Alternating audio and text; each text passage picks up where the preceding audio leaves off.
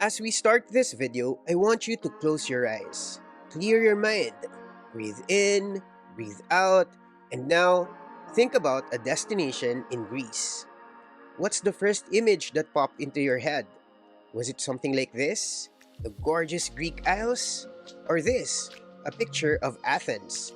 Or maybe a setting from its rich mythology or long history? Whatever it is, I'm almost certain it won't be this. It probably won't make it in the first 5 or first 10 that come to mind, but you know what? It definitely should. This charming city in the middle of a picturesque lake may not be as popular as the other Greek destinations, but it's something you should add to your bucket list. My friends, welcome to captivating Castoria. Hey there, poor traveler, we are Vince and Josh. We didn't expect we'd get to see Castoria and this side of Greece, but we're endlessly thankful that it happened. And in this video, we'll share with you some tips so you could fall in love with it the way we did. Before we begin, if you haven't yet, please take the time to subscribe to this channel and click the bell icon next to it so you're notified whenever we have new travel videos. If you're watching this on Facebook, help us reach 1 million followers by liking and following this page.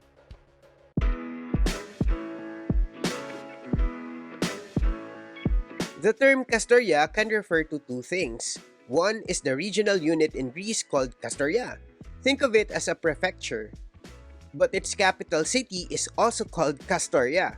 In this video, we'll be using it mostly to refer to the city. Castoria is part of the region of Western Macedonia in northern Greece, near the border with Albania. You'll find it in the middle of the beautiful Lake Orestiada. In pictures, it's easy to assume that it's on an island, but it's actually set on a promontory sticking out into the water. The city is best known for its trove of Byzantine churches and its once thriving fur industry, which until recently had been driving its economy. Today, however, Castoria's other wonders is slowly getting more attention, opening it up to tourism.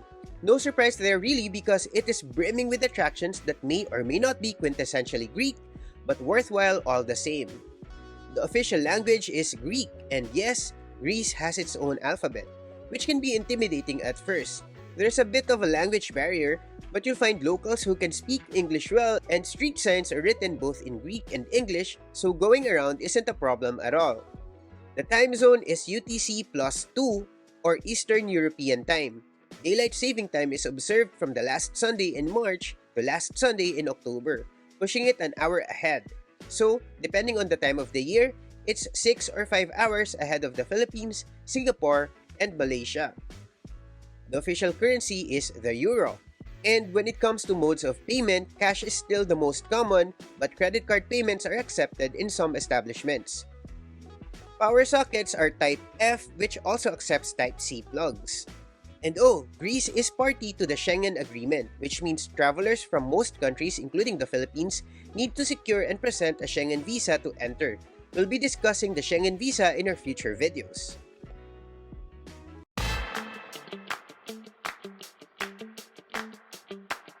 The nearest airport is the Kastoria Airport Aristotle, located in nearby town of Argos Orestico. But it only serves a limited number of domestic flights, mostly from Athens. By limited, I mean flights are not available daily. If you find a flight that matches your schedule, then it is the fastest way. Otherwise, you'll need to look for another gateway, and the closest international airport is in Thessaloniki, which is 145 kilometers away. Since we came from Manila, we had to connect in Athens. Here, we caught a domestic Sky Express flight to Thessaloniki. Our host family had us picked up at the airport, so we didn't need to worry about the transfer. But if you're taking public transportation, here's what we gathered from each agency's official websites. From the airport, take bus 01X, which will take you to the Macedonia Intercity Bus Station, operated by KTEL. There's a bus every 20 to 25 minutes from 6:10 a.m. to 10:40 p.m. Travel time is 50 to 55 minutes. Double-check the schedule at this website. And then, catch a KTEL bus bound for Castoria. There are only 5 to 6 journeys per day. The earliest bus is scheduled at 9 a.m. and the last bus leaves the station at 8:30 p.m. on most days or 9:30 p.m. on Friday and Sunday. This schedule might change, so double check by visiting this website and click itineraries outside the prefecture. Travel time is roughly 3 hours. If you're coming from Athens, the fastest way, as mentioned, is by taking a flight to Kastoria Airport. But aside from flying, it's also possible to travel by bus. From Athens to Kastoria, there's one direct bus a day, and it's scheduled to leave at 9:30 a.m. Travel time is 12 hours and 30 minutes with stops in Lamia, Larissa, and Kozani. The fare is €48.50. Another option, albeit much more complicated, is to board a bus straight to Kozani, which will take 7 hours, and then catch another bus to Castoria, which will take 75 minutes. But you'll also have to take into consideration the layover waiting time because buses are few and far between. Total travel time might still equal the direct bus depending on your timing.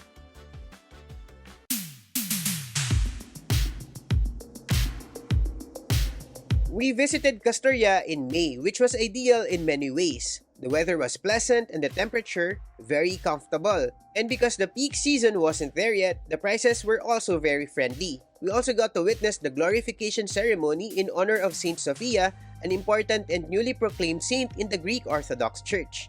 It happens every May 6, here at the 700-year-old Moni Panangias Klesuras. But every local we met told us that Castoria is a year-round destination. May is a shoulder month leading to summer, which is the busiest season, so expect direct flights from Athens to resume operations and accommodations to be slightly pricier, but still incredibly affordable compared to other touristy destinations in Greece. Castoria Prefecture is home to the biggest music festival in Greece. For a few days in the summer, usually in August, all roads lead to Nestorio, a small village home to this site, where 50,000 music fans gather. It's called River Party because, well, it's a massive party by the river. But while we were walking around, we could imagine how pretty the city would be in autumn. Trees line the lakeshore and deciduous woods cover many of its hills. And in winter, Castoria is said to be a wonderland. The lake freezes over. A small ski resort also attracts adventurers, especially beginners. A wild winter festival also erupts from January 6 to 8. It's called Ragut Zaria. Forgive me if I'm mispronouncing it, but I'll probably murder many Greek pronunciations in this video, so there. This festival is a celebration in honor of Dionysus, the ancient Greek god of wine, festivity, pleasure, and ecstasy.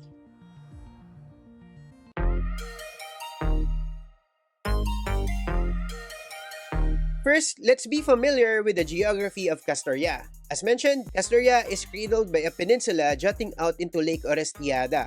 It's almost completely surrounded by water, save for its western part. The easternmost tip is crumpled with limestone peaks.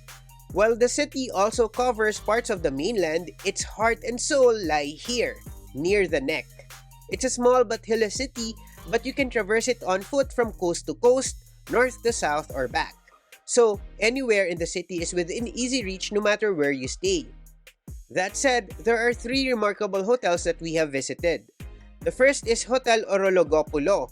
Built in the 19th century, this 250-year-old mansion has been transformed into a 9-room hotel that mixes modernity and history. The look and feel remain very cozy and traditional, but the amenities are quite modern. It's located in the Dolcio area near Dolcio Square, in the southeastern side of the city proper, which is very convenient. Around the area are restaurants and cafes, and even the lakeside is just a quick stroll away. A room costs around €89 per night, inclusive of breakfast, and mind you, they serve really good breakfast.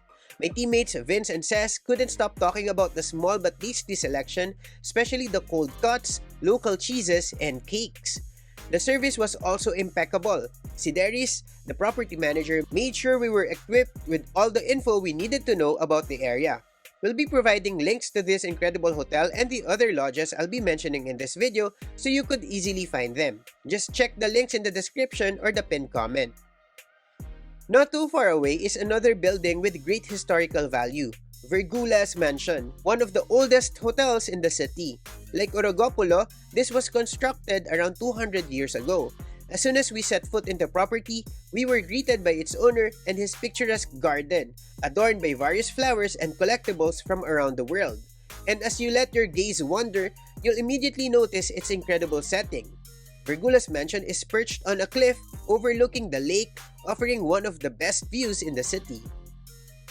We didn't actually spend the night here, but its current owner toured us around and shared with us that the place has sentimental value to him too. Turned out, when he was in grade school, this was his boarding house and it gave him a lot of good memories that when an opportunity to buy it presented itself, he grabbed it. He took us to the hotel's cross-shaped basement where it became apparent that it was built on a rock. Remnants from its early days still remain, like this niche with a water jar used for washing in the olden days. For the longest time, this niche was covered within the wall and was only rediscovered when he had the room renovated. A stay here costs €81 a night inclusive of breakfast. The third hotel in the city center we'd like to show you is much more luxurious. This is Esperos Palace Luxury and Spa Hotel, located outside the peninsula but still close to key attractions. While the first two I mentioned were more homey and cozy, Esperos is very modern, elegant, and grand, housing 54 spotless and spacious rooms, 14 of which are suites, each filled with many conveniences you'd expect from 5-star properties, from anatomical beds to fragrant toiletries to bathrobes. It embodies the best that Castorian hospitality has to offer. Even the restroom near the lobby is just so fabulous. And oh, this gray marble was imported from Crete, while this gorgeous white marble is from the Kozani region. At its core is this roomy and naturally lit restaurant area with a stellar Winterfellish tree sculpture as its centerpiece. It's a naked tree. Well, almost, because it only has one leaf. One single leaf, and eagle-eye diners can spend a few minutes spotting it. The menu is mostly Western. The best sellers are its gigantic burgers, ranging from 9 to €13, the priciest of which is this Esperos burger composed of a massive 200-gram patty with bacon, cheddar, cucumber, pickles, arugula, tomato, and a fried egg, slathered with remoulade sauce. Pasta dishes are also popular, ranging from 7 to €11. Our hosts highly recommended the spaghetti with salmon and lemon sauce and penne with broccoli and smoked pork belly. The Greek salad and Florina peppers were also remarkably fresh and delicious. These three are the properties that our hosts and other locals we talked to sang the highest praises for. But there are more options. For budget travelers, you'll find pocket-friendly inns for as low as €40 per night for a double or twin room. If you wish to attend the River Party Music Festival or explore the Nestorio area and you're looking for a more luxurious retreat, consider the 4-star Afcos Gramos Boutique Hotel Resort, which overlooks both the Aliac Monas River and the Gramos Mountain. Each room is well appointed, and it also houses a restaurant serving sumptuous traditional Greek fare and a terrace that allows a fantastic view of Nestorio. Castoria is a great addition to your Greater Balkan tour too. If you're crossing the Greece-Albania border from Castoria and you're looking for a place to spend the night, consider Crystal Resort in the idyllic border village of Kristalopihi. Each room here is spacious. It also has a restaurant where you could fill up before you continue your journey across the region.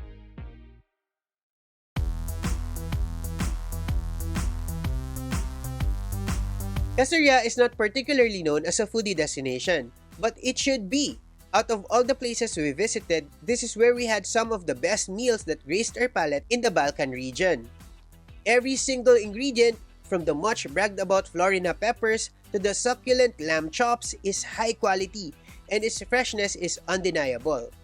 We'll be creating a separate video describing the dishes we tried, but here's a quick rundown of the places you shouldn't miss while in the city, starting with Palia Poli. This quaint mansion converted into a restaurant also has a romantic courtyard for alfresco dining.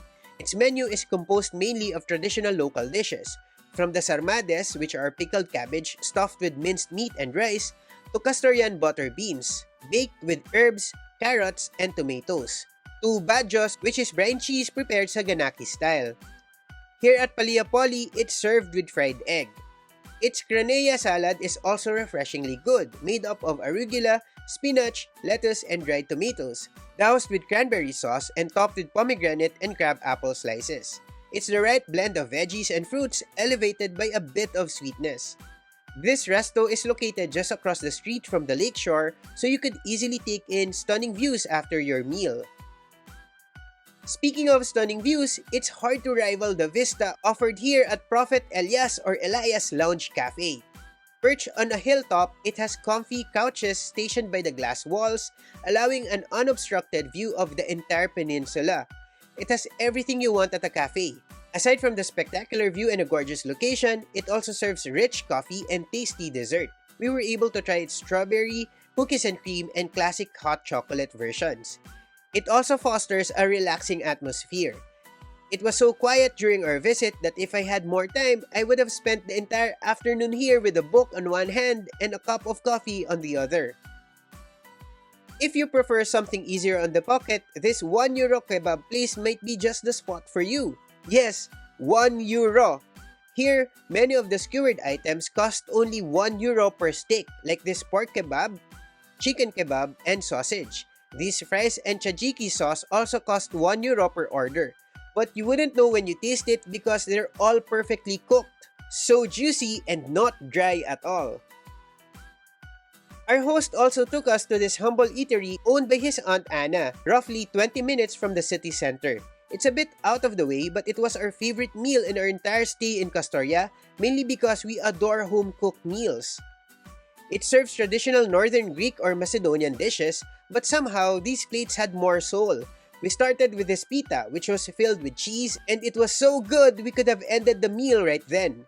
Its armadas or cabbage rolls were the best we had tried. A bit more sour than usual, but really tasty. This dip is made of smashed walnut with eggplant, similar to hummus but better.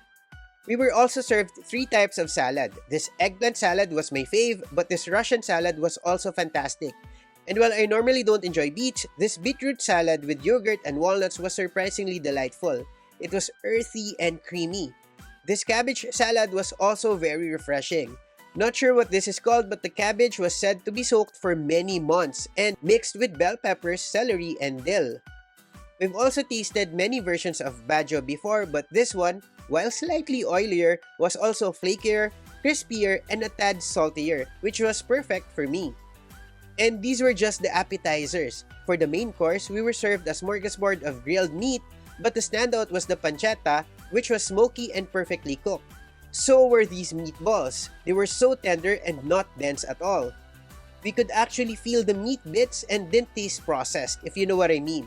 This sausage isn't the usual either. It was made with wild boar meat, so it was gamey, but they used the fatty parts, which reminded us of longanisa or Filipino sausages back home. Our lunch here was certainly one of the most unforgettable, not just in Greece but in the whole Balkan region during our trip. As a small, quiet city, Kastoria isn't too big on nightlife, but you could still find some spots to let loose a bit and grab a drink. One of them is Nautical Hall, which is set by the lake. It offers a wide selection of drinks, from wines to beers to its signature cocktails. Its bar chow is also pretty good but slightly costlier than other restos in the city. Don't forget to go out to the terrace for a view of the city lights reflected on the peaceful lake below.